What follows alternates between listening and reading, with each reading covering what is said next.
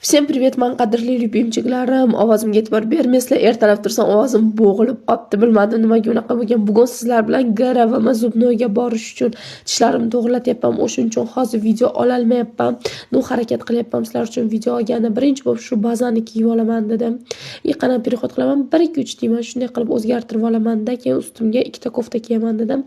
Qaysi biri ko'proq yarashadi dedimda, birinchi bo'lib shu oq polosani kiyib ko'rmoqchi bo'ldim. Qarasam, vrodi normal, lekin shunda bordimda oynaga qarasam, o'tirmadi, bilmadim nimaga. Keldim, shartta yechaman dedimda, to'xta perexod qilay dedimda. 1-2-3 alay hop dedimda, qora rubashkani kiyib oldim. Qarasam, rosa ham chiroyli turdi. Shtobi dvoykaga o'xshab turdi. O'zimga yoqdi, oynaga qarab kelsam. Bilmadim, men yana diyetaga o'tirishim kerakmi, yana semirishni boshladim. Shunda ham asablarim o'ynayapti. Endi Toshkentga borsam sport bilan shug'ullanib, qornimni kirgizishim kerakmi? Qorinni qaranglarda, yana urib qo'yganman shu qorinni ko'rib, o'zimga asabim buzilibdi.